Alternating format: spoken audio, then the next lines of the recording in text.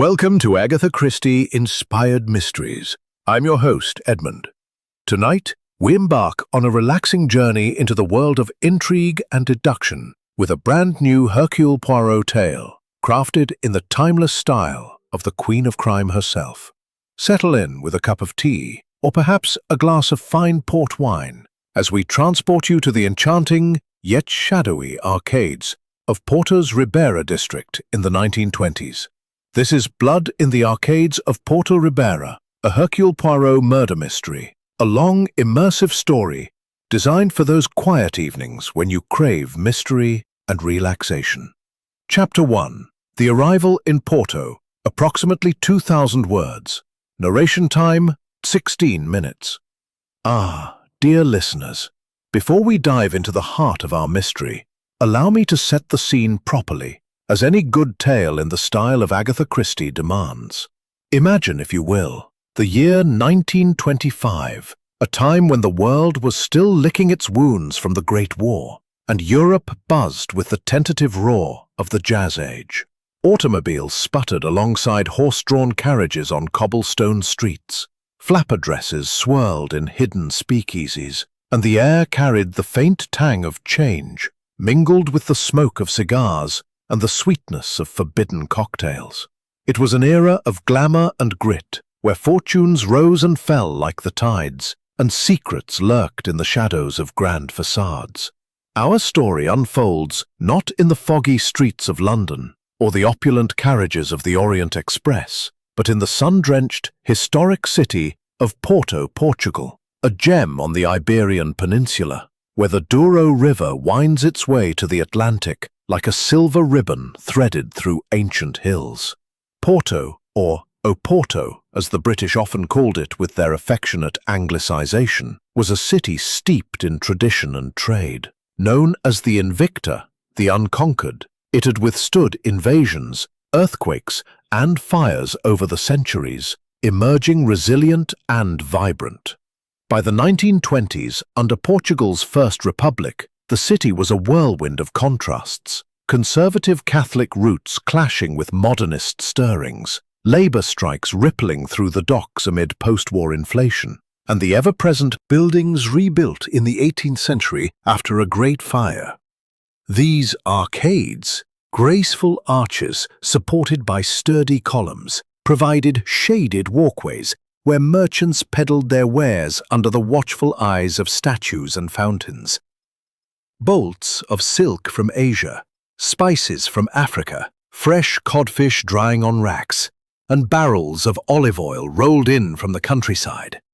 On the south side, the square opened dramatically to the Douro, where traditional Rebello boats, flat-bottomed vessels with tall sails, bobbed gently, laden with barrels of the famous port wine from upstream vineyards. Across the river loomed Villa Nova de Gaia, a mirror image of cellars and lodges, where the wine aged in cool darkness, shipped by British firms like Taylor's and Sandeman.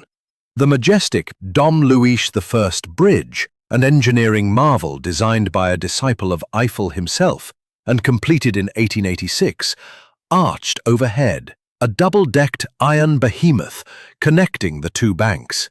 By day, pedestrians and trams crossed its upper level. By night, it glowed with gas lamps, casting romantic reflections on the water. But in 1925, Porto was no mere postcard idyll. The war had disrupted trade, inflation soared to 200% in places, and political instability brewed. The Republic, established in 1910, faced coups and counter-coups.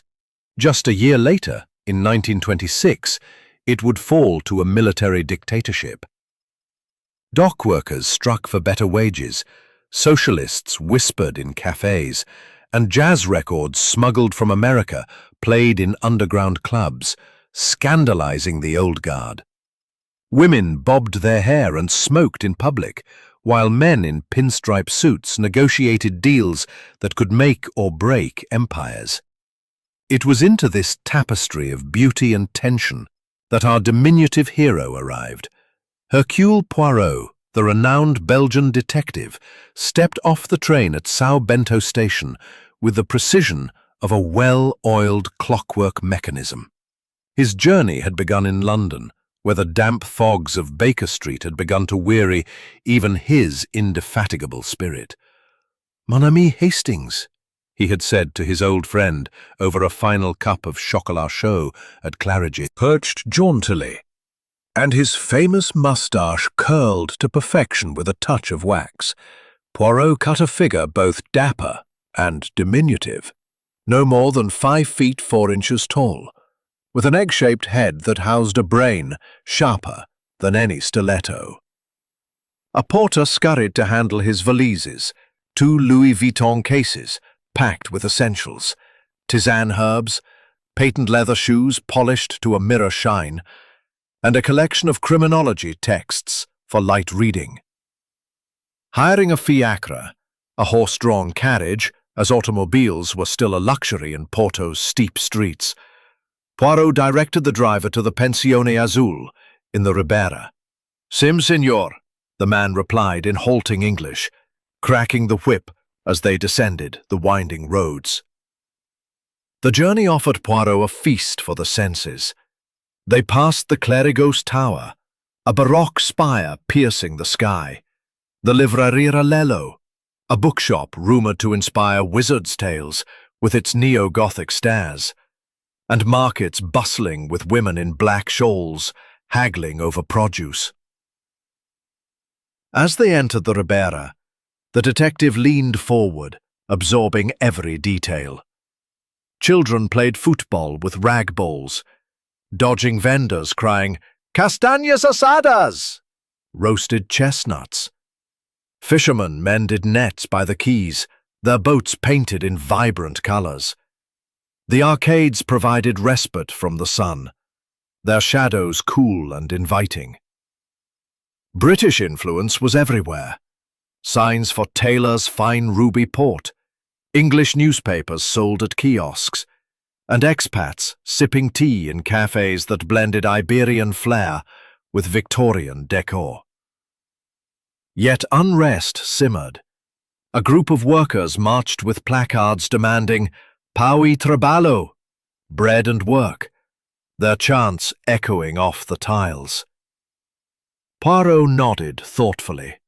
In such times passions run high, and crimes, they ferment like the wine itself. Arriving at the Pensione Azul, a charming 3-story building with balconies overlooking the square, Poirot was greeted by the proprietress, Doña Clara, a widow with a warm smile and impeccable manners. "Benvindo, signor." About economic woes and a brewing scandal in the wine trade, allegations of adulterated ports flooding the market, ruining reputations. "Intriguing," he murmured, folding it neatly. It was then that a young messenger boy approached, breathless and wide-eyed. "Senor Poirot? From Senor Eduardo Vasconcelos." The envelope was heavy cream stock, sealed with red wax bearing a crest of grapes and a ship. Inside, elegant script invited him to a private soirée that very evening at the Vasconcelos residence, embedded within the arcades themselves. Vasconcelos, Poirot recalled from his research, was a titan of the port industry, his family tracing back to the 1700s Methuen Treaty that cemented Anglo-Portuguese ties. Wealthy, influential, and reportedly embroiled in disputes with partners amid the inflationary chaos. "Why me?" Poirot pondered, twirling his moustache. Fame had preceded him, perhaps via British consulate whispers. Curiosity piqued, for what detective can resist an invitation laced with potential enigma? He penned a swift acceptance and returned to dress. As dusk fell, painting the sky in hues of amber and indigo, Poirot stepped out once more. The Ribeira transformed at night. Lanterns flickered in the arcades, music drifted from taverns. A melancholic fado guitar here, a jazzy trumpet there. The river reflected the stars, and the air cooled, carrying hints of adventure. Little did Poirot know as he made his way to the gathering that blood would soon stain these very arcades, turning his holiday into a puzzle of death most impossible. But for now the stage was set, the players unaware, and the curtain about to rise on intrigue. Chapter 2. The Crime Discovered. Approximately 2,000 words. Narration time, 16 minutes. Ah, my dear listeners, as the sun dips low over the Douro, casting a golden glow on the tiled rooftops of Ribeira, we find Hercule Poirot stepping deeper into the web of Porto's intrigue. If you're settled in comfortably, perhaps with a spot of tea echoing the British influence in this Portuguese haven, let's continue our tale.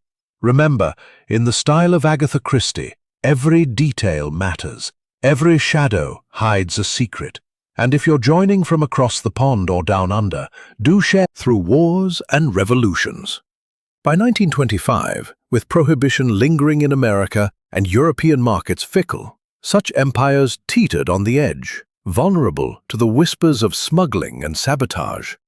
Poirot approached the entrance at precisely 8 o'clock, his pocket watch, a gift from the King of Belgium himself, ticking with approval. A liveried footman bowed and ushered him inside, the heavy door creaking like a confession. The foyer was a symphony of opulence. Marble floors veined with gold, crystal chandeliers imported from Venice, flickering with electric light, a modern marvel in Porto, where gas lamps still ruled the streets, and walls hung with portraits of stern ancestors who had navigated the treacherous waters of trade since the Pombaline reforms. The air was redolent with beeswax polish, fresh flowers from the Douro Valley, and the subtle undercurrent of fortified wine seeping up from below. "Senor Poirot, bienvenue, or should I say, welcome," boomed Eduardo Vasconcelos, emerging from a side door with the hearty gait of a man who sampled his own wares a tad too freely. He was a robust figure in his mid-50s, dressed in a tailored dinner jacket that strained slightly at the buttons. His face flushed like a fine tawny port, with a bushy beard streaked in grey, and eyes that sparkled with cunning. Vasconcelos clasped Poirot's hand, in a grip firm from years of barrel rolling. "I am Eduardo, and this invitation, it was no whim. Word of your exploits reached me via my London associates, a detective in our midst. Come, meet the others. In these uncertain times, one never knows when genius might be needed." Poirot inclined his head, his moustache twitching with amusement. "You flatter me, monsieur, but I am here on vacation to savor the tranquility of your beautiful city."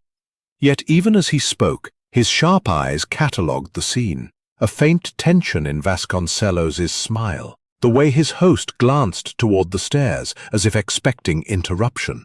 The 1920s economy had hit the wine trade hard. Inflated prices for grapes, strikes delaying shipments, and rumors of adulteration scandals that could ruin a label overnight. Vasconcelos's fortune, built on exclusive gleamed like jewels. "Allow me to introduce my wife, Isabella," Vasconcelos continued, guiding Poirot to a sofa where an elegant woman sat, fanning herself with a lace fan. Senora Isabella Vasconcelos was in her 40s, a beauty preserved like wine in a cool cellar, with raven hair piled high in the Gibson girl style, porcelain skin and a gown of emerald silk that whispered of Paris fashions. Around her neck dangled a pearl necklace worth a small fortune. Family heirlooms, Poirot surmised. She extended a gloved hand, her dark eyes appraising him coolly. "Enchanted, Monsieur Poirot. Eduardo speaks highly of you. In Porto we value discretion and cleverness." There was a brittleness to her voice, a subtle tremor that suggested strains beneath the surface. Perhaps the rumors of marital discord amid financial woes? Poirot bowed over her hand with gallant precision. "Madame, the pleasure is mine. Your home is a testament to refined taste." As he straightened, he noted the others in the room, each a potential character in the drama unfolding. First, Reginald Harrington, the British expatriate partner, lounged against a mantelpiece, swirling a glass of port. Tall and lean, with a military bearing from his war service, he sported a monocle and a moustache waxed as impeccably as Poirot's own. In his 50s, Harrington represented the Anglo-Portuguese alliance. His firm handled distributions to England. "Poirot, old bean! Heard of your Baker Street rival, but you're the real article. Cheers to transcontinental sleuthing." His motive hovered unspoken. Disputes over profit shares, with war bonds invested poorly, leaving Harrington in debt. Nearby stood Antonio Vasconcelos, the host's son, a young man of 25, with the restless energy of youth. Fresh from university in Lisbon, he embodied the jazz age, slicked back hair, a flashy tie pin, and a cigarette holder dangling from manicured fingers. Ferreira, the rival merchant, nursed a drink by the window, his lean frame tense like a coiled spring. A competitor in the wine trade, his business had suffered from Vasconcelos's aggressive pricing amid inflation. "Senor Poirot," he greeted with a thin smile. "In Porto, wine is blood. Spill it, and empires fall." His eyes burned with envy, motive clear as crystal. Lastly, Dr. Carlos Mendez, the family physician, a quiet man with wire-rimmed spectacles and a medical bag at his side. In his 40s, he sipped water rather than wine, discussing health tonics. Indispensable for Vasconcelos's indigestion issues, but access to drugs made him suspicious. Revenge for a past malpractice suit? The evening unfolded leisurely, conversations flowing like the river outside. Talk turned to politics, the Republic's instability, strikes in the docks disrupting shipments, and the allure of jazz infiltrating fado houses. "Prohibition ends soon in America," Harrington boasted. "New markets." But tensions simmered. Antonio argued with his father over funds. Isabella exchanged glances with Ferreira, hinting at an affair. As midnight neared, Vasconcelos proposed a final toast in his private office below, a locked sanctum in the arcades. "Just us intimates," he said. The office was fortress-like, oak door with bolt, barred windows, no other entry. Inside, amid safes and ledgers, he clutched his chest briefly, dismissing all but locking himself in for privacy. Minutes later, Maria's scream pierced the night. Returning with tea, she found the door locked, key inside per custom. Forcing entry, they discovered horror. Vasconcelos slumped dead, stabbed through the heart, blood soaking papers. Impossible. Room sealed, no weapon, no intruder. The crime discovered, Poirot's vacation shattered. Chapter 3. Investigation begins. Approximately 2,000 words. Narration time, 16 minutes. There we are, my dear listeners, with the shadows lengthening over the Ribeira arcades and the Douro's waters turning inky under the moon. If the scream of discovery stood in the hallway outside the private office, her tray of tea clattering to the marble floor, porcelain shards scattering like broken alibis. Hot liquid splashed across the intricate tilework, steaming in the cool night breeze that sneaked through an open window nearby. Her hands flew to her mouth, eyes wide as saucers, as the color drained from her weathered face. "Signor Eduardo! Dead! Murdered!" she gasped in Portuguese, her voice cracking like the whip of a rebello boatman on the river. In an instant, the salon above erupted into pandemonium. Footsteps thundered down the staircase, Antonio Vasconcelos first, his youthful face twisted in shock, followed closely by Sofia Almeida, clutching his arm as if it were a lifeline. Reginald Harrington muttered a British oath under his breath, monocle dangling loose, while João Ferreira pushed past with a predator's gleam, as if sensing opportunity in tragedy. Isabella Vasconcelos descended more gracefully, her emerald gown swishing, but her pearl necklace heaved with ragged breaths. Dr. Carlos Mendez brought up the rear, medical bag in hand, his spectacles glinting under the electric lights. Hercule Poirot, ever composed, was among them, his little feet pattering with purposeful energy. "Calmez-vous, mes amis," he urged in his precise accent, raising a hand like a conductor, silencing an orchestra. "Panic, it solves nothing. We must preserve the scene." The office door, heavy oak reinforced with iron bands from the days of river pirates, stood ajar now, forced open by Antonio's shoulder in a burst of filial desperation.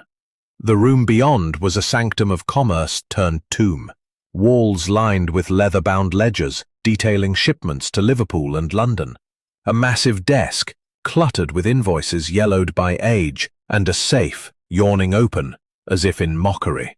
Barred windows overlooked the arcades, where late-night strollers paused, drawn by the commotion, their silhouettes flickering like ghosts in lantern light.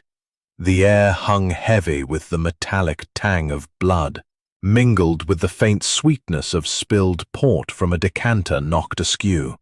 There, slumped forward over his desk, was Eduardo Vasconcelos, or what had been the magnate. They are delicate as a spider's web.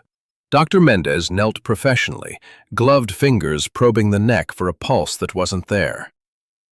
"Dead for mere minutes," he pronounced gravely, his voice steady but his eyes betraying a flicker of something deeper. Relief? Fear? Stabbed with a thin blade, straight to the heart. Instantaneous. No struggle evident. He straightened, adjusting his spectacles. Poison unlikely. The wound is the cause. Isabella swooned dramatically against Ferreira, who supported her with a solicitude that seemed almost eager. "My husband, who could do this?" she whispered, tears glistening like dew on azulejos. But Poirot noted the dryness of her eyes, the calculated faintness. Sophia comforted Antonio, her artist's fingers sketching invisible patterns in the air, while Maria wrung her apron, muttering prayers to Our Lady of Fatima. Harrington paced, muttering about scandals ruining the trade, and Ferreira eyed the safe's contents, bonds and jewels glinting temptingly. Outside, the arcades came alive with curiosity. The Ribeira's night denizens gathered, fishermen from the quays, merchants locking up shops, and a few inebriated jazz enthusiasts spilling from a nearby tavern where American records spun illicitly. The political unrest added edge. Strikers from the docks, still simmering from daytime protests, whispered about bourgeois justice. Shouts of "Policia! Policia!" rose, and soon 2 officers from the local constabulary arrived, puffing from the uphill climb. They were quintessential 1920s Portuguese lawmen, mustachioed, in ill-fitting uniforms, armed with revolvers and notebooks, overwhelmed by the opulence. "Que meu chefe aqui," barked the senior inspector, a burling man named Inspector Silva, sweat beading on his brow despite the cool evening. His English was broken, gleaned from tourist interactions. "Murder? In locked room? Impossible." Poirot stepped forward, introducing himself with a flourish of his card. "Hercule Poirot, at your service. Retired from Scotland Yard's admiration, but my methods, they are unparalleled." Silva squinted suspiciously. Foreigners complicated things. Affair where Vasconcelos complained of indigestion from the rich bacalhau dinner. He had dismissed the group at 11:45 p.m. "A private matter with my ledgers," he had said, locking the door behind them with a decisive click. Maria had heard it from the hall, where she cleared glasses. The group dispersed, Antonio and Sophia to the balcony for a smoke, Harrington to the foyer to check his coat, Isabella retiring to her boudoir with a headache, Ferreira stepping out to the arcades for air, Dr. Mendez lingering to offer a digestive tonic, which Vasconcelos refused. Maria returned at midnight with tea, only to find tragedy. "Alibis, s'il vous plaît," Poirot demanded, his green eyes piercing each in turn. Antonio claimed the balcony. Sophia and I discussed our future. The strike noises below drowned all else. Sophia corroborated, but vaguely, her mind on art. Harrington. I was in the arcade, hailing a cab, saw workers milling. Loose, with the dock's chaos providing cover. Isabella, in my room, alone. No witness. Ferreira, walking the square pondering business. Dr. Mendez in the library reading medical journals. Maria, kitchen, preparing tea. Poirot nodded, making mental notes. He returned to the office with Silva, examining under a magnifying glass. The wound, clean, 3 inches deep, blade perhaps a letter opener or stiletto, but none missing from the desk. Blood spatter minimal, suggesting a close surprise attack. The key in the pocket, no duplicates noted. Windows, bars spaced 6 inches apart, too narrow for a man, and external dust intact. Floor, Persian rug with no traps. Ceiling, solid plaster. Impossible, Silva grunted. Ghost? No, mon inspecteur. Human ingenuity. Disguised. Poirot sniffed the air. Blood, port, and a faint almond trace. No. Imagination. He pocketed a torn scrap from the desk. A ledger page with Ferreira's name and a figure, 50,000 escudos owed. A red herring planted? Interrogations began formally in the salon. Tea served to calm nerves, though Poirot opted for tisane. The window. Grey cells whirring. The investigation had begun, but twists awaited in Porto's labyrinthine streets. Who struck in the sealed room? The game was afoot. Chapter 4. Clues and Red Herrings. Approximately 2,000 words. Narration time, 16 minutes. As the first light of dawn creeps over the Dom Luis I Bridge, painting the Douro in soft pinks and golds, dear listeners, we find Hercule Poirot deep in the throes of deduction. If the locked room has you as puzzled as Inspector Silva, pour yourself another cuppa, or perhaps a morning coffee, to sharpen the mind like our Belgian sleuth. In this chapter, the clues begin to pile up like barrels in a Gaia cellar. But beware, not all that glitters is gold, and red herrings swim aplenty in these waters. Agatha Christie's genius lies in the misdirection, and so shall ours.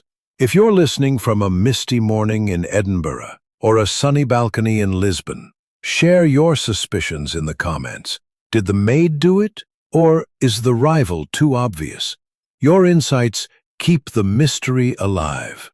Now, let us follow Poirot as he unravels threads in the arcade's shadows. With the office sealed tighter than a vintage port cork, Hercule Poirot orchestrated the investigation with the precision of a symphony conductor.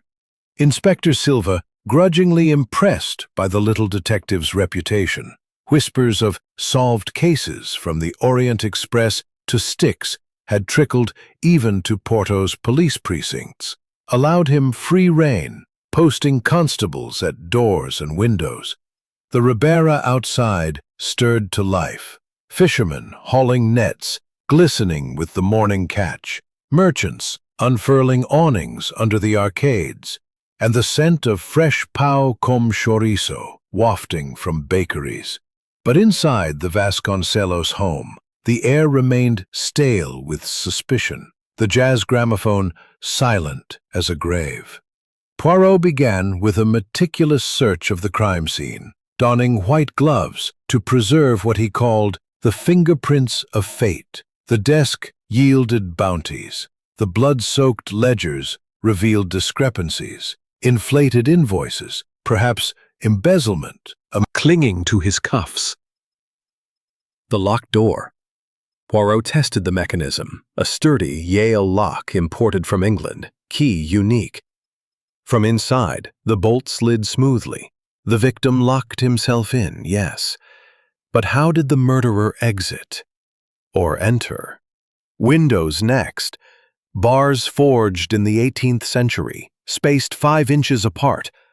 Impossible for an adult, even a child. Yet one bar bore a fresh scratch, as if pried. External examination via a ladder borrowed from a neighboring merchant revealed ivy climbed the wall, but leaves undisturbed. A false clue?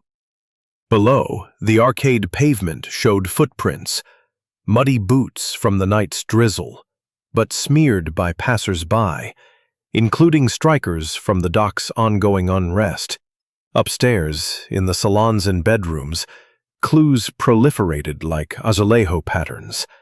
In Antonio's room, Poirot found jazz records, American imports, contraband in strict Portugal, and a drawer with IOUs from clubs, totaling debts that could sink a ship.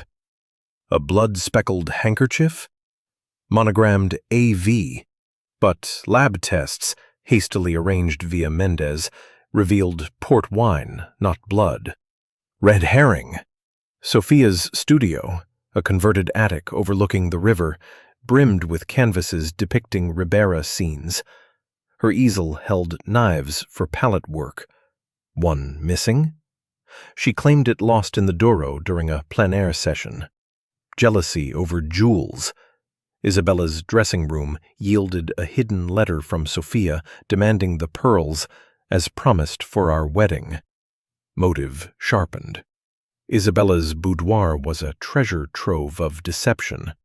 Drawers concealed love notes, passionate scrawls in Ferrera's hand, arranging trysts amid the arcade's shadows.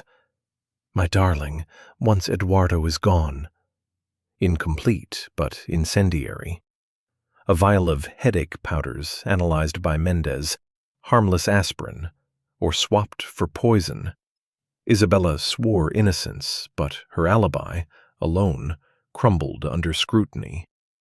Maria, the maid, questioned in the kitchen amid bubbling pots of caldo verde, confessed overhearing Isabella on the telephone, a rarity in Porto. Compartment revealed smuggled jazz records and a bloody glove?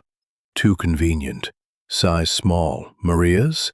She denied, but her hands trembled. Dr. Mendez's library alcove held medical texts on poisons, annotated with cardiac arrest simulation. His motive? Vasconcelos had refused funding for a clinic, dooming Mendez's sister to untreated illness years prior. Poirot interviewed each formally in the salon, now a court of inquiry. Sunlight filtered through lace curtains, illuminating dust motes like floating clues. Starting with Antonio. You argued over inheritance, no? Jazz clubs drain fortunes. The young man lit a cigarette defiantly. Father was old-fashioned, wanted me in the business, not chasing American dreams. But kill him? I'd wait. Natural causes in this stress. Alibi with Sophia. Romantic whispers on the balcony. But the strike below masked sounds. A neighbor heard raised voices, lovers' quarrel or plot. Sophia next, sketching Poirot idly as he questioned. The jewels. Isabella promised, then reneged. But art is my life, not murder. Her missing knife. Fell in the river, I swear. Paint on her fingers. Could mask blood? Isabella composed with a veil of mourning. Eduardo was difficult, yes. Affairs? Rumors. But Ferrera is a friend. The notes damned her. Tears flowed, genuine or crocodile. Ferrera sneered. He stole my markets, adulterated wines to undercut. Debt note?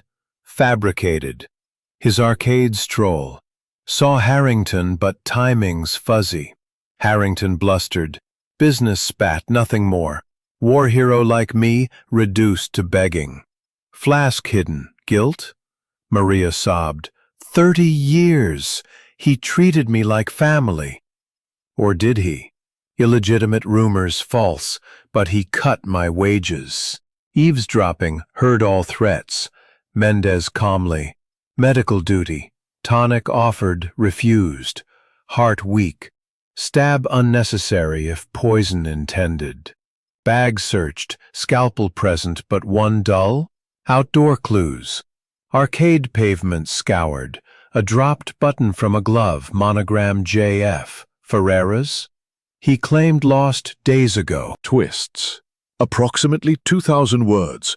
Narration time, 16 minutes. As the afternoon sun climbs high over the Ribeira, turning the Douro into a ribbon of molten gold, dear listeners, the plot thickens like a well-aged tawny port. If the mounting clues and false trails from our last chapter have your own grey cells whirring, imagine how Hercule Poirot feels amidst this labyrinth of lies. We're entering the realm of complications now, where twists coil like the steep alleys climbing from the river, unexpected, treacherous, and utterly absorbing. In the grand tradition of Agatha Christie, just when you think you've grasped the thread, it slips away, revealing deeper shadows. If you're tuned in from a rainy afternoon in Dublin or a bustling cafe in Sydney, pause to comment. Which suspect twists your suspicions most? Your thoughts fuel our shared adventure. For now, settle deeper into your seat as Poirot navigates storms in this Portuguese puzzle. The announcement from Inspector Silva about the missing bonds sent ripples through the Vasconcelos salon, like a stone skipped across the Douro. Robbery! The safe! Emptied of 50,000 escudos in negotiable securities, the inspector declared, waving a hastily compiled inventory from the family solicitor, who had arrived puffing from his office in the upper city. The bonds, issued by British firms to fund post-war port expansions, were traceable, yet liquid, perfect for a quick flight amid Portugal's inflating currency. Eduardo Vasconcelos's open safe, discovered amid the chaos of the murder, now screamed motive louder than any stab wound. Theft intertwined with death. Had the killer struck for silence after rifling? Or was the murder a cover for greed? Poirot's eyes gleamed beneath his pince-nez. Ah, Inspector, this complicates magnificently. Money, it is the root of so many evils, no? But in this locked room, how did bonds vanish without trace? The room buzzed with renewed accusations. Antonio paled, his jazz composure cracking, as the loss hit his inheritance. Isabella clutched her pearls tighter, as if fearing they were next. Harrington's monocle dropped entirely, clinking. Baker, closing shop, claimed seeing Reginald Harrington re-enter the house not at 11:50, but 11:55, post-lock. Tall Englishman, arguing with himself, the man said in accented English. Harrington blustered. Nonsense! The dock's fog confused him. But strikers corroborated. A melee at midnight over wage demands, masked movements, alibis dissolving like sugar in tea. Ferreira, supposedly strolling, was spotted by a fisherman near the riverbank, tossing a package into the water. Shiny wrapper, the witness said. Bonds or rubbish? Twist arrived swiftly on the heels of tea. A second crime or attempt? As the group dispersed for fresh air in the arcade courtyard, Isabella retired to her boudoir for a restorative lie-down. Maria brought her a glass of port, the widow's preferred solace. Minutes later, a gasp and crash. Isabella convulsed on the settee, foaming at the mouth, clutching her throat. Poison! Dr. Mendez shouted, rushing with his bag. He forced an emetic, milk and mustard, down her throat, saving her as she retched violently. Analysis of the glass. Traces of cyanide, almond-scented, like the faint whiff Poirot imagined in the office. Who spiked it? Panic surged. The killer strikes again! Antonio cried, cradling his stepmother, for Isabella was his father's second wife. Poirot sealed the room, questioning Maria. You prepared the drink? She nodded tearfully. From the decanter downstairs, untouched since breakfast. The decanter tested clean. Poison added to the glass en route. Fingerprints. Sophia's, who admitted passing the maid in the hall. I bumped her tray accidentally, the artist said, but her paint-stained fingers could mask residue. Motive? If Isabella died, jewels and approval for marriage flowed freer. Red herrings multiplied like rabbits in spring. The dropped button from Ferreira's glove linked to the cellar find, but inspection revealed it sewn loosely days prior. A plant? Harrington's flask, analyzed, held not scotch but a sedative, laudanum, matching Mendez's tonics. For war nerves, the Brit claimed. Cross-contamination? Or framing? Poirot interrogated anew, pacing the arcades, where river breezes expert, but ink fresh, written post-mortem. Alibi bolstered by a striker who owed him favors. Isabella, recovering wanly. Someone wants me silent. I knew Eduardo's secrets. Whispered confession to Poirot. An illegitimate child with Maria. The maid denied furiously, but old photos showed resemblance. Red herring or bomb. Complication deepened with external chaos. News of the murder spread like wildfire through Ribeira. Headlines in O Primero de Janeiro screamed, "Wine King slain in locked fortress." Strikers protested outside, decrying capitalist curses, one arrested with anarchist pamphlets. Smuggling angle. British bonds tied to black market amid inflation. Harrington's war contacts. Poirot's breakthrough clue. In the office, re-examined, a faint wire mark on the window bar scratch. Fishing line? From Sophia's art supplies or Ferreira's crates. And the spilled port decanter. Not knocked in death throes, but deliberately, masking a melted ice dagger. Ice formed around a bond packet, stabbed, melted, bonds retrieved via string through bars after lock. Impossible. Ingenious. Twists cascaded. Anonymous tip led to Antonio's room. Hidden bonds. He swore planted. Interrogation. Father cut me off, but I'd never. Sophia's loyalty cracked. She saw him sneak downstairs. Maria collapsed, confessing petty thefts but not murder. Harrington fled briefly to the bridge, intercepted with a suitcase. Escaping or retrieving? Night fell, complications peaking. A fire in the cellars. Arson? Documents burned. Clues ash. Poirot saved a fragment. Mendez's clinic funding denial. Gathering all, Poirot faced a web. Poison attempt linked to murder weapon. Collaborators. The grey cells strained against red herrings. Glove, button, notes, all distractions. As stars twinkled over the arcades, a final twist. Footprint outside Isabella's door. Small, Maria's shoe. Or disguised. The mystery coiled tighter, justice distant. But revelation loomed. Chapter 6. The Revelation. Approximately 2,000 words. Narration time, 16 minutes. Ah, dear listeners. Broken twice since the murder, and the Vasconcelos residence felt like a pressure cooker on the boil. The arcades outside thrummed with normalcy. Vendors hawking bacalhau, children chasing hoops along the quays, Rabello boats laden for Gaia. But inside, suspicion festered.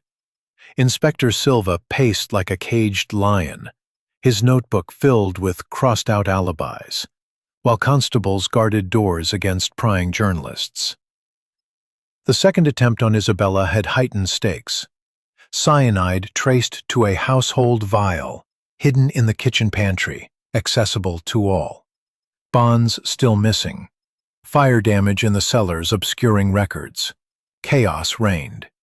Yet Hercule Poirot moved through it serene as a monk, sipping tisane in the salon, arranging clues on a side table like pieces on a chessboard. "Patience, mes amis," he had counseled the household that morning, his egg-shaped head tilted thoughtfully. "The impossible crime, it reveals itself through order. Tonight, in the square under the arcades, we assemble. All will be explained." Whispers flew. Was it suicide? Collusion? Maria wept in the kitchen. Sophia sketched nervously. Antonio drowned sorrows in jazz records. Harrington wired London frantically. Ferreira plotted escape. Mendez dosed himself with calmatives. Isabella, recovered but veiled in black, clutched pearls like talismans. As twilight painted the Ribeira in hues of lavender and amber, the group gathered in the arcade courtyard. Open air to prevent further accidents, Poirot claimed. Lanterns flickered, casting elongated shadows on the cobblestones, the river murmuring approval beyond. Chairs arranged in a semicircle, Inspector Silva at Poirot's side, suspects seated, Isabella center, flanked by Antonio and Sophia. Harrington stiffly British, Ferreira smirking, Mendez clinical, Maria hovering with a tray of port, untasted. Onlookers, merchants, a few expats, watched from afar. The 1925 unrest adding edge. Strikers chanted distantly, jazz faint from a tavern. Poirot stood diminutive but commanding, hands clasped behind back. Messieurs, mesdames. Yourself inversely? Clever misdirection. Ferreira sneered. Isabella. Affair with Ferreira. Whispers of divorce. The love notes damning. But you staged the poisoning on yourself. Cyanide dose calculated. Emetic ready via Mendez? Gasps echoed. She protested weakly. Antonio. Inheritance squandered on jazz. IOUs planted bonds in your room. Sophia. Jewels withheld. Palette knife matched wound, but thrown to river as alibi. The couple exchanged glances. Maria. Loyal maid. Wages cut. Illegitimate rumors. The glove yours. Stained to mislead. Dr. Mendez. Clinic denied. Sister's death on Vasconcelos's conscience. Your texts on poisons. Access to drugs. Silva nodded, hooked. Now, the how. The locked room enigma. No ghost, no passage. Bricked, confirmed. Windows barred, too narrow. Door keyed from inside. Weapon vanished. Ice? Close but no. Observe the port spill. Not knocked in death, but deliberate camouflage. Poirot paused dramatically. River lapping emphasis. The blade was not ice, but a frozen port infusion. Wine mixed with blood thinner from Mendez's bag, molded around a core. But deeper. The entry was not physical intrusion, but mechanical genius. He produced a thin wire from his pocket. Fishing line from Sophia's supplies, but coated in resin. See the scratch on the bar? A tiny hole drilled weeks prior, disguised by rust. Through it, a string mechanism. The dagger. A thin stiletto from Ferreira's crate, but modified, attached to a retractable spring, like a fishing reel hidden in ivy outside. Crowd leaned in. The killer prepared. Earlier tour of cellars. Access to office via Maria's key. Stolen briefly. But execution at the party. Timeline unfolded. Vasconcelos enters alone but not alone. Sedated earlier in the tonic Mendez offered. Refused but sipped surreptitiously. Harrington's laudanum swapped in. Victim drowsy, locks door, sits. Then the strike. From outside, via the arcade shadows masked by strikers, the killer. Tall enough, Harrington? No. Wait. Collaboration hinted, but exposing you. Anonymous note. Your handwriting slope. And the bonds? Hidden in your coat lining. Feel, Inspector. Silva lunged, bonds tumbling out. Harrington lunged for the river, caught by constables. Full explanation. Harrington, partner turned betrayer, drilled hole during repairs weeks prior amid disputes. Party night. Swapped tonic with sedative during distraction. Post-dismissal, from arcade, striker's cover, pulled string. Dagger flew across room on guide wire, stabbing slumped victim. Retrieved weapon via reel. Melted evidence in port spill. Chemical accelerator from Mendez's stolen vial. Almond camouflage. Entered later for bonds, exited, locked via string pull on bolt. Red herrings? All planted. Glove by Maria's station to implicate her. Notes forged in Ferreira's hand. Samples from office. Knife thrown by Sophia unknowingly. Manipulated. Isabella's affair real, but innocent distraction. Antonio's debts true, but no killer. Mendez's past grudge, but ethical. Ferreira rival, but honest in hate. Why the elaborate? Silva asked. Genius of misdirection. British engineering, war ingenuity. Impossible crime to baffle. Theft secondary. Harrington confessed in defeat. He was ruining me. Inflation ate profits, strikers blocked ships. Bonds my escape to England. Justice stirred. Arrested amid arcades, crowd cheering. Poirot sighed. The grey cells prevail. Motives clear. Mechanics revealed. As night deepened, suspects vindicated. Isabella embraced Antonio, tears real now. Maria served port freely. The revelation closed the puzzle, Porto's beauty unmarred. But for Poirot, vacation resumed. Or did it? Chapter 7. Justice Served. Approximately 2,000 words, narration time 16 minutes. And there we have it, dear listeners. The veil lifted and the culprit unmasked under the twinkling lanterns of the Ribeira arcades. If the revelation in our previous chapter sent a thrill through you like the chill of the door Constables.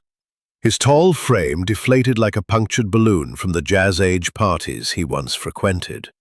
The bonds, crisp, incriminating papers fluttering slightly in the breeze, lay scattered at Inspector Silva's feet. Evidence as damning as the wire residue on Harrington's cuffs. The onlookers, a mix of merchants, fishwives, and curious expats, murmured in Portuguese and English, "Assassino! Murderer!"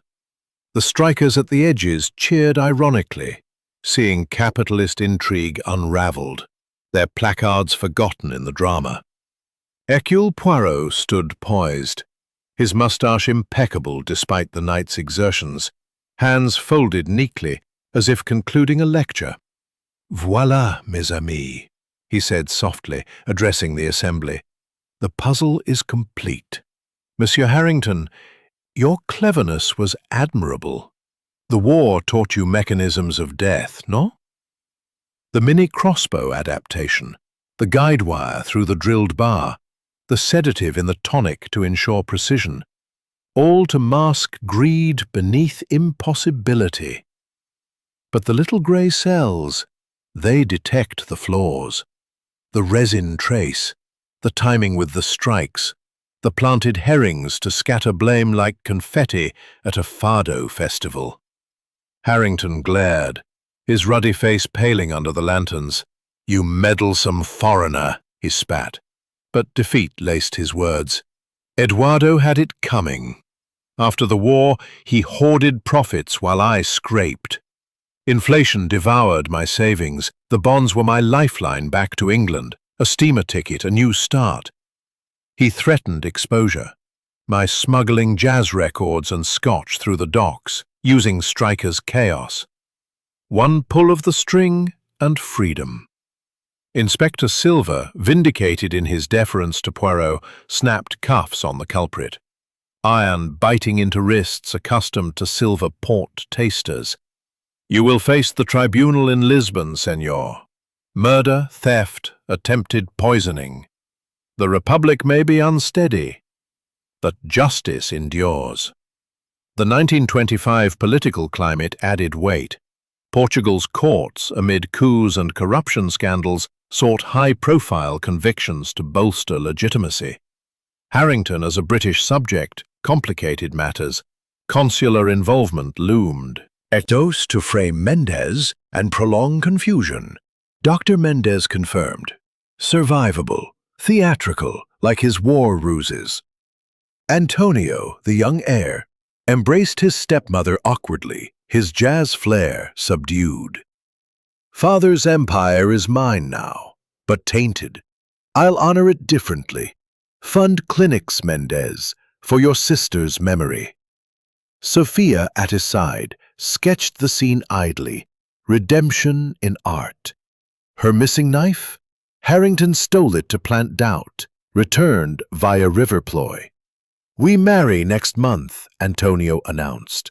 "Jewels yours as promised." The bohemian artist smiled, motive dissolved like mist over the Douro. João Ferreira, rival turned witness, chuckled bitterly. "He undercut me fairly, no, but murder. I competed clean." His debt note authenticated as old grudge, not frame. Poirot nodded. "Your stroll alibi held. You saw Harrington skulk, but fear silenced." Ferreira departed with a bow. Business revived, sans competition's shadow. Maria Lopez, the loyal maid, curtsied tearfully in the background. "Senor, you cleared my name. The glove was mine, stolen from my quarters." Illegitimate whispers? Harrington's gossip, via overheard tales. She served port liberally now, the household toasting survival. Dr. Mendez pocketed his bag, grudge buried. Vasconcelos denied funding, yes, but death, no solution. Your logic heals, Poirot. With Harrington bundled into a police carriage, rattling uphill to the station, past Salbento's tiled splendor, where Poirot arrived innocently days prior. Formalities ensued. Silva oversaw statements in the salon, now sunlit and airy. Poirot detailed the mechanics for the record. The preparation, hole drilled during a feigned repair visit, wire threaded, tonic swapped at dinner. Harrington's slight amid toasts. Victim locks in, sedated, slumps. From arcade cover, striker's din masking clicks. String pull activates spring-loaded dagger across room on guide. Impact, retrieval, via reel through hole. Bonds grabbed in brief entry. Deceit, locked hearts breached by cunning. His vacation, interrupted, enriched the soul. A wire to Hastings. Case closed, mon ami. Port wines await sampling. The household transformed. Isabella hosted a subdued wake, port flowing in toasts to Eduardo's memory. Flaws acknowledged, his conservatism clashed with the era's change. But empire endured.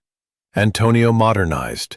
Partnerships with Ferreira, clinic for Mendez, wages raised for Maria amid strikes resolutions. Sophia's art captured the mystery, exhibited in Lisbon galleries. Weeks later, news clippings reached Poirot in his pensione. Harrington convicted swiftly. Consular appeals failed. British traitor in port, puzzle hanged. Headlines blared. Justice, swift in unstable times, restored order. Poirot departed on the Sud Express, mustache twirled satisfaction. The gray cells rest now, he confided to the Douro's whisper. But in mysteries, peace is fleeting. As our tale closes, listeners, justice served leaves lessons. Greed locks doors, truth unlocks. In 1920s Porto, amid jazz and unrest, order prevailed. Chapter 8. Echoes in the Arcades. Approximately 2,000 words. Narration time, 16 minutes. With justice dispensed and the Ribeira's lanterns flickering into the dawn of a new day, dear listeners, one might think our tale concludes. The culprit carted away, the innocent vindicated, the Douro flowing serenely onward. But in the style of Agatha Christie, mysteries often leave ripples, echoes that resonate through the tiled halls and shadowed arcades long after the final revelation. This chapter, an interlude of aftermath and lingering shadows, invites us to wander the consequences, the quiet resolutions, and the subtle threads that bind human hearts in the wake of tragedy.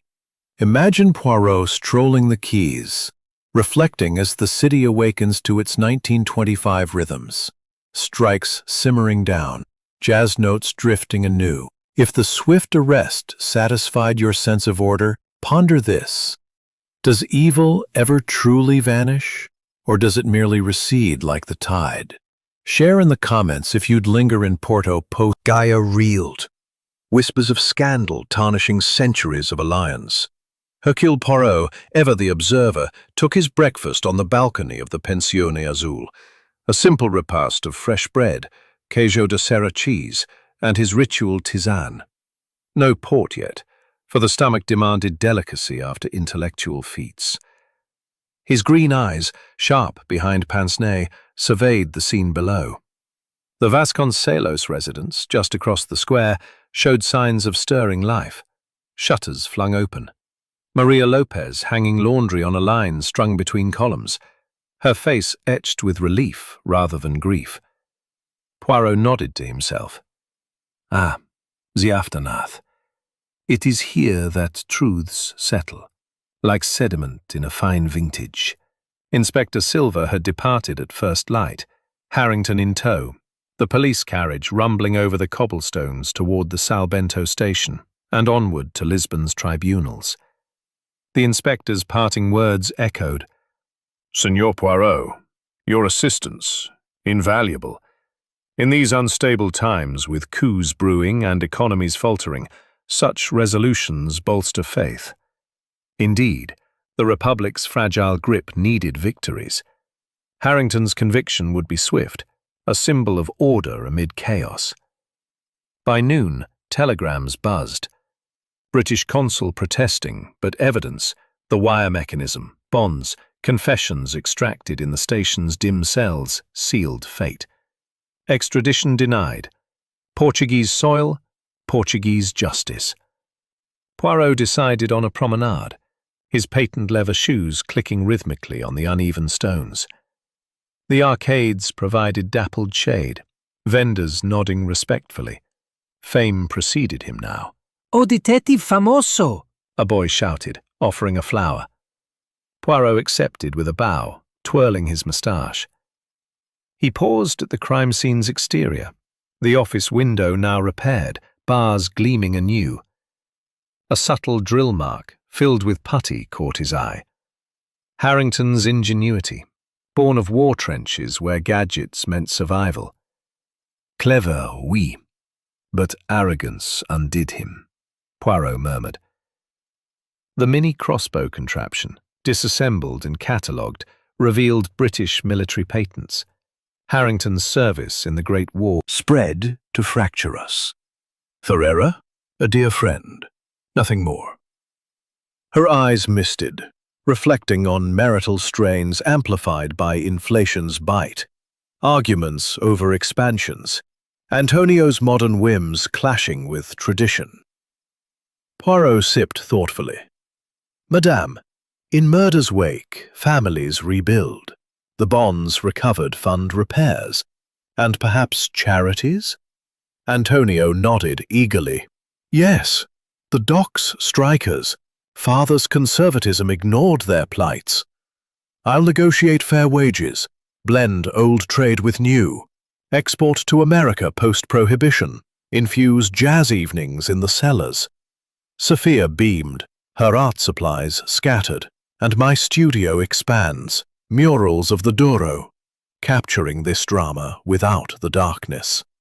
The missing knife incident, Harrington admitted planting doubt, stealing it during the party chaos. Dr. Carlos Mendez arrived midday, medical bag slung over shoulder, spectacles polished. Poirot, your deductions saved my reputation. The poison annotations? Research for a paper on ethics. Vasconcelos denied my clinic, true, grudge lingered like a bad vintage, but murder, never. Poirot inclined his head. Doctor, motives tempt, but integrity prevails. Use the inheritance pledge, Antonio's clinic gift, to honor your sister. Mendez agreed, eyes bright. The cyanide vial, traced to Harrington's smuggling kit, hidden among Scotch flasks. João Ferreira joined later, portly and jovial, now rivalry resolved. Detective, you unraveled more than murder. Exposed adulteration schemes Harrington pushed on Eduardo. My business revives. Partnerships bloom. They toasted with a 20 vintage, the wine's ruby depths mirroring the river outside. Ferreira confessed, spotting Harrington skulking, but silence from fear. In trade wars, one picks sides carefully. Maria served canapes, her sharp features softened. Senor, 30 years shadowed by whispers. Illegitimate child? Harrington's venom from overheard rows. Now, wages raised, a cottage promised. Poirot patted her hand. Loyalty rewarded, madame. The glove plant was children. Yet subtle twists lingered. A letter arrived via messenger. Harrington's final taunt from prison? No. A thank you from the consul, enclosing a medal. Poirot chuckled. Mendez shared medical insights. The sedative dose precise. War habits die hard. As night deepened, Poirot wandered alone, the river's murmur companion. Echoes of footsteps. Imagination? A figure in shadows. Harrington's accomplice? No. A striker tipping hat in gratitude. Justice's reach extended. Bond's recovery quashed smuggling rings, arrests rippling. Back at the pensione, Poirot packed. London called, or perhaps Lisbon, for consultation. Vacation extended by fate, he mused. A wire to Hastings. Echoes fade, mon ami. Porto enchants eternally. The household thrived. Months later, clippings noted Antonio's successes, Sophia's fame. Isabella's remarriage? No. Dedication to legacy. Maria retired comfortably. Mendez's clinic opened. In mysteries, echoes teach. Order from chaos, humanity from horror. Porto's arcades whispered on, secrets buried in tiles. Chapter 9. Shadows of the Douro. Approximately 2,000 words. Narration time, 16 minutes. As the echoes of justice fade into the gentle hum of the Ribeira's daily life, dear listeners, we find ourselves drawn deeper into the twilight realms of consequence and contemplation. If the resolution satisfied your thirst for order, imagine now the subtle undercurrents that persist, like the hidden eddies beneath the Douro's calm surface, secrets not fully banished, reflections that distort in the evening light. In Agatha Christie's intricate tapestries, the story rarely ends with the gavel's fall. Instead, it lingers in the human soul, where doubts whisper and alliances reform.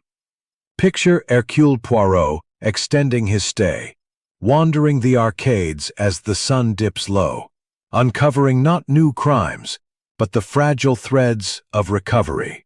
If these shadows intrigue you from your listening nook in Berlin or a beachside in Rio, ponder in the comments. Do mysteries ever truly resolve? But Porto's enigma held him captive. On the third morning, Poirot received an invitation penned in elegant script, a private luncheon at the Vasconcelos residence, to discuss matters unresolved. Intrigued, he crossed the square under a sky streaked with cirrus clouds, the arcades bustling with merchants, rolling barrels, and women in shawls gossiping over the scandal. Maria Lopez greeted him at the door, her uniform crisp, eyes brighter than before. "Senor Poirot, the family awaits. Shadows lift, thanks to you." Inside, the office, once a tomb, had been repurposed into a sunlit study, windows unbarred and open to the breeze, ledgers reorganized by Antonio's modern hand.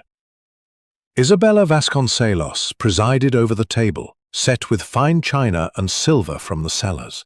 A spread of cozido a portuguesa stew, roasted chestnuts, and a decanter of 1910 vintage port poured sparingly. "Monsieur, join us. Harrington's shadow lingers. Questions plague." At her side sat Antonio and Sophia, the young couple radiant with plans. Dr. Mendez, stethoscope peeking from his pocket, and surprisingly, João Ferreira, nursing a glass with a merchant's grin. Absent was Maria, busy in the kitchen, but her presence felt in the perfectly timed courses. Poirot seated himself, unfolding a napkin with geometric care. "Madame, unresolved. The culprit confessed. Mechanics explained. Yet the heart harbors doubts, no?" Isabella nodded, her pearls catching the light.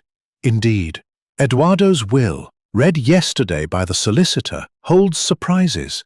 Harrington's theft thwarted, but bequests alter paths." The document, laid before them, detailed the empire's division, Antonio inheriting the bulk, but provisions for Mendez's clinic, a guilty conscience's amends, a dowry for Sophia's art, and a pension for Maria beyond loyalty's due. Ferreira gained exclusive contracts, mending rivalries. Antonio leaned forward, his jazz tie-pin glinting. Father anticipated betrayal, a codicil named Harrington as Risk, written months ago amid disputes. But deeper shadows, smuggling ledgers. Beware. Shadows breed accomplices. A subtle tension arose. Isabella confessed privately to Poirot as others chatted. A letter from Harrington, smuggled via consul. Threats? No, apologies laced with regret. He claims Eduardo drove him to desperation, inflation's cruel whip. Poirot examined the note later. Spidery script hinting at unfinished business. A hidden cache of bonds? Red herring or real? Investigation revealed a false bottom in Harrington's lodged trunk, empty but for a map of Gaia cellars. Misdirection eternal, Poirot mused. Afternoon brought a walk along the quays, Poirot accompanied by Mendez. The doctor shared war stories, shortages twisting ethics, much like Harrington's gadgets. Shadows of the Great War linger in us all. My sister's death, Vasconcelos's refusal, echo in my annotations. Poirot nodded. Forgiveness, doctor, ferments like wine. They paused at the bridge's base, watching trams rumble overhead. A street urchin approached, selling papers. Harrington's transfer to Lisbon splashed boldly. Trial date set amid political uproar. Evening shadows deepened with a visit from Inspector Silva, puffing a cigar in the arcade cafe. Poirot, updates. Confession full. Mechanism his invention. Tested on rats in Gaia lodges. Accomplice? None proven, but whispers of a dock contact. Striker leader. Paid to distract. Justice expanded. Raids netted smugglers. Jazz contraband seized. Your case ripples, senor. Republic thanks you. Back at the household, a soiree marked turning points. Lanterns lit the courtyard. Fado guitar mingling with soft jazz from Antonio's gramophone. Reconciliation of old and new. Sophia unveiled sketches. Poirot as hero, moustache exaggerated. Shadows inspire art, she said. Maria joined, sharing tales of Eduardo's kinder youth, pre-empire hardness. Yet a minor twist unsettled. A nighttime prowler spotted near the office window. Poirot investigated, finding footprints, small, perhaps a copycat thief drawn by fame, or Harrington's parting jest. Trap set with Silva yielded a journalist. Prepare to slumber under a canopy of stars, dear listeners. We arrive at the close of our intricate tale. A farewell not just to the mystery, but to the enchanting city that cradled it. If the lingering doubts and quiet resolutions of the previous chapter left you with a sense of wistful completion, savor it now. In Agatha Christie's world, endings are portals to reflection, where the detective departs, the survivors heal, and the river of life flows onward. Picture Hercule Poirot at the station, valise in hand, as Porto's bells chime a gentle adieu. Has this journey through the 1920s intrigue relaxed your mind or sparked your own deductions? Tell me in the comments, one last time, what lingering shadow would you chase if you were Poirot? Your thoughts seal our story's echo. Now, let us bid farewell with grace as the train whistle sounds. The week following the unmasking of Reginald Harrington had transformed the Vasconcelos residence from a house of suspicion into a beacon of renewal. Much like Porto itself, emerging from the fog of post-war hardships, the Ribeira district, with its colorful tiled facades and ever-present scent of the sea mingling with wine barrels, pulsed with a subdued energy. Strikers had returned to the docks with better terms. Jazz melodies filtered more openly from cafes, and the Dom Luis I Bridge stood sentinel as always, connecting past grievances to future promises. Hercule Poirot, his extended vacation drawing to a close, spent his final days tying loose ends with the meticulous care he applied to his mustache wax. On the eve of departure, Poirot accepted one last invitation, a farewell dinner in the arcade courtyard.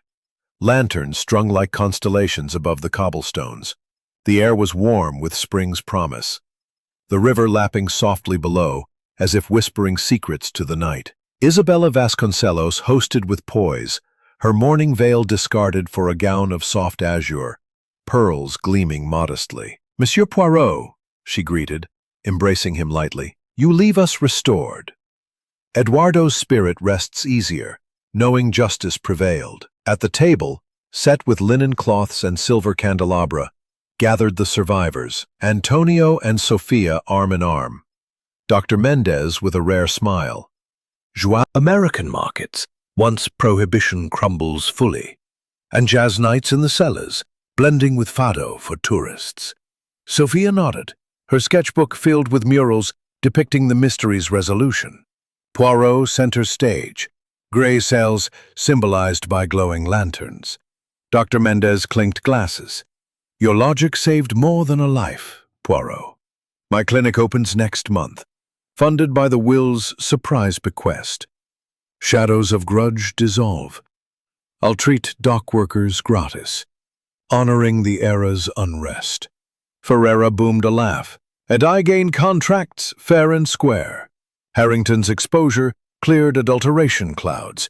Pure ports prevail. Maria, seated now as guest rather than servant, shared quietly a cottage by the river, pension secure. No more whispers of illegitimacy. Harrington's lies buried with him. Poirot savored a sip of port, its nutty warmth evoking satisfaction. "Mes amis, you rebuild magnificently." The impossible crime, a locked room breached by wire and desperation, echoes life's illusions. Greed drills holes in trust, but truth seals them. He recounted minor clarifications. The prowler, a mere thief, deterred. Harrington's letter, a regretful ramble. No cash found. Inspector Silva had wired confirmation.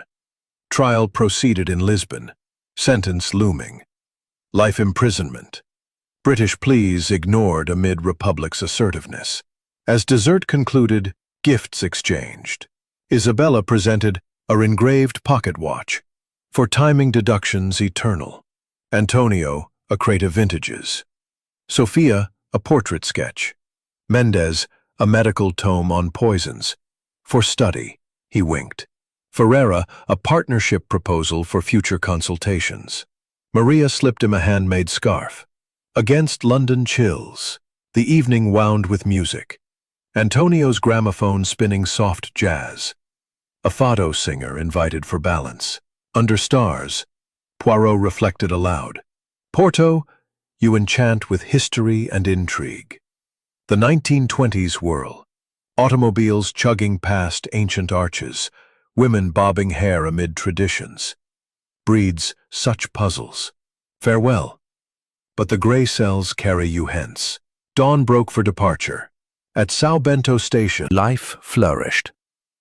Antonio's ventures boomed. Sophia's art exhibited. Mendez healed. Ferreira thrived. Isabella philanthropized. Maria gardened riverside. The arcades whispered no more murders, only commerce and joy. Farewell complete, the Ribeira endured, a testament to resilience, where blood once stained stones, now washed clean by time's tide.